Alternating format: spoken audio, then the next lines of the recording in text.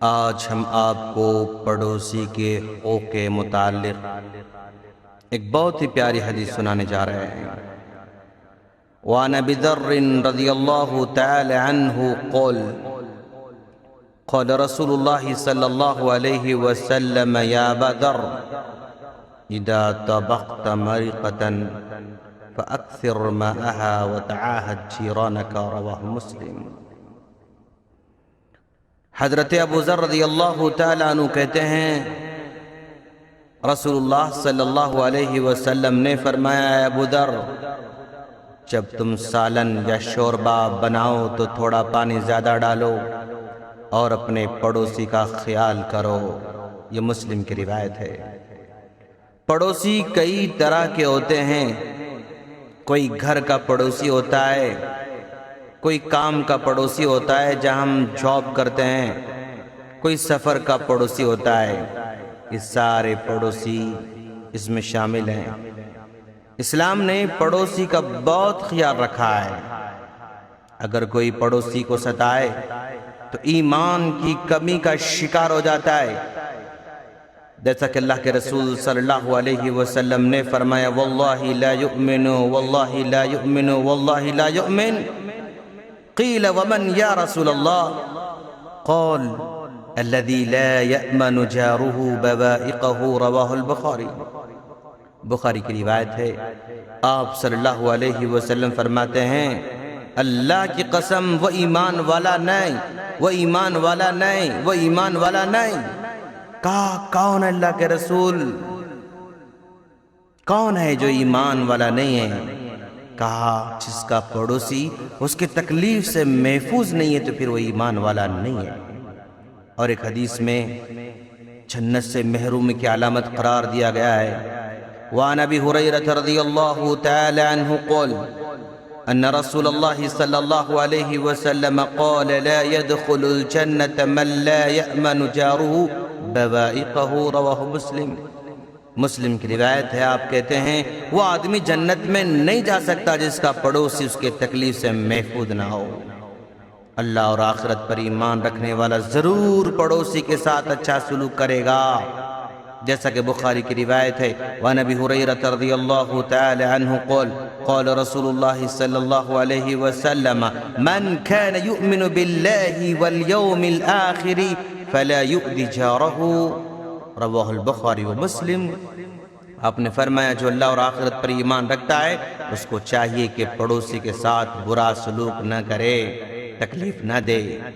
پڑوسی کا اس قدر خیال رکھا کہ بخاری کی روایت کے مطابق اگر پڑوسی آپ کے دیوار پر لکڑی رکھنے یا میخ مارنے لگانے کی ضرورت محسوس کرے تو اس کو پرمیشن دینا ہوگا۔ یہاں تک خیال رکھا کہ اگر آپ کو گھر بیچنا ہو تو پہلے پڑوسی کو پوچھے۔ اگر پڑوسی بازار میں چلنے والی قیمت سے خریدنا چاہتا ہے تو سب سے پہلے اسی کا حق ہے۔ اگر قیمت کم کرنا چاہتا ہے تو پھر اختیار ہے، کسی کو بھی بیچ سکتا ہے۔ اسلام کی نظر میں پڑوسی امین ہے، مددگار ہے، معین ہے، محافظ ہے، بھوک کو مٹانے والا ہے، رہنمائی کرنے والا ہوتا ہے، غم خوار ہوتا ہے، نصیحت کرنے والا ہوتا ہے۔ اللہ کے رسول صلی اللہ علیہ وسلم کے زمانے میں ایک آدمی اپنے پڑوسی کے ستانے کی شکایت لے کر اللہ کے رسول کے پاس آیا، پھر دوسری مرتبہ آیا اور آپ نے صبر کی نصیحت فرمائی، لیکن جب تیسری مرتبہ پھر شکایت لے کر آیا تو آپ نے مشورہ دیا کہ اپنے سامان کو گھر سے باہر ڈال دو اور بیٹھ جاؤ۔ چنانچہ اس نے ویسے ہی کیا۔ جب لوگ وہاں سے گزرتے نا تو پوچھتے اور یہ اپنے پڑوسی کے ستانے کی شکایت کرتا۔ لوگ ظالم پر بددعا دیتے اور لعن طعن کرتے۔ جب ظالم پڑوسی نے دیکھا کہ سب لوگ لعن طعن کر رہے ہیں تو اس نے فوراً اپنے پڑوسی سے معافی مانگی اور کہا اندر گھر میں جاؤ بھائی، اب میں پھر کبھی تم کو نہیں ستاؤں گا۔ کہ ابو داؤد کی روایت ہے۔ ایک عورت کے بارے میں اللہ کے رسول صلی اللہ علیہ وسلم کے سامنے بات آئی کہ فلاں عورت نمازی ہے، روزے دار ہے، صدقہ و خیرات کرتی ہے، لیکن اپنے پڑوسن کو زبان سے تکلیف دیتی ہے، تو آپ نے کہا وہ جہنمی ہے۔ یہ بہقی کی روایت ہے۔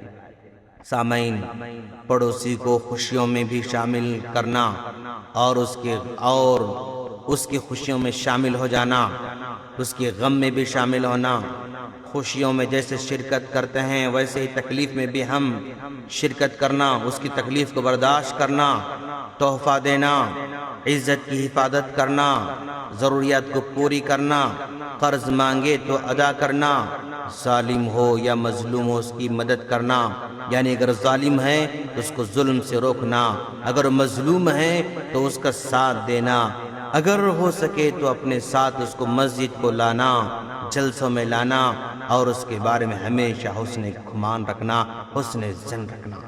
یہ پڑوسی کے حقوق ہیں، لیکن آج ہم لوگ ان حقوق کو بھلا چکے ہیں۔ ہم اللہ تعالیٰ سے دعا کرتے ہیں کہ باری تعالیٰ تو ہم تمام کو شریعت کے مکمل طور پر پابندی کرنے کی توفیق عطا فرما، آمین۔ السلام علیکم ورحمۃ اللہ وبرکاتہ۔ سبسکرائب کیجئے ہمارے چینل اور دبائیے بیل کا آئیکن تاکہ آپ کو ریگولر نوٹیفیکیشن اپڈیٹس مل سکے۔